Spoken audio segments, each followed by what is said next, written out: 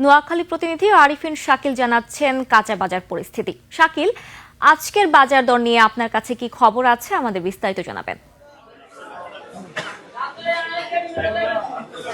ধন্যবাদ বুশরা, আপনি যেভাবে বলছেন আমরা এখন দাঁড়িয়ে আছি নোয়াখালীর সবচেয়ে বড় কাঁচা বাজার নোয়াখালী পৌর বাজার। আমরা সকাল থেকে এই বাজারে ঘুরে যেটা দেখতে পেলাম সেটা হচ্ছে নোয়াখালীতে যেই কাঁচা সবজি বিক্রি হচ্ছে, সবজির দামটা অনেক চড়া। শীতকাল হলেও সবজির দামটা এখন পর্যন্ত কমেনি। তো আমরা বাজারের ক্রেতা বিক্রেতা সবার সাথে কথা বলেছি। আমি যদি আপনাদেরকে একটু বাজারটা ঘুরিয়ে দেখাতে চাচ্ছি। তারা বলছে যে শীতকালে যেই ফসলগুলো আসার কথা ছিল বাজারে এখন পর্যন্ত সেগুলো আসেনি।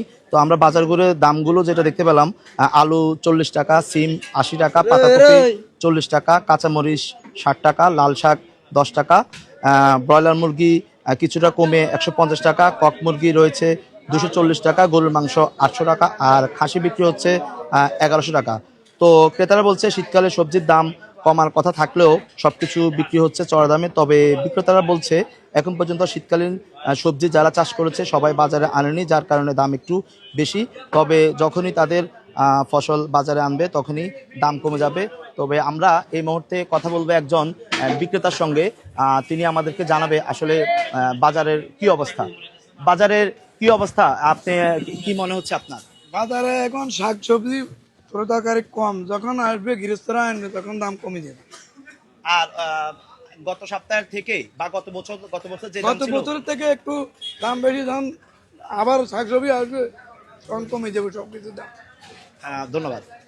দর্শক, আপনারা দেখতে পাচ্ছেন একজন বিক্রেতা বলছে যে গত বছর যে দাম ছিল এই দাম থেকে এই বছর অনেক চড়া দামে বিক্রি হচ্ছে নোয়াখালীর কাঁচা বাজারের সবজিগুলো। তবে তারা বলছে যে যখনই ফসল যারা চাষ করেছে তারা যখন বাজারে আনবে তখন ধীরে ধীরে এটা প্রভাব কমে যাবে এবং মানুষের নাগালের মধ্যে চলে আসবে। এই ছিল নোয়াখালী থেকে আমার কাছে থাকা সর্বশেষ।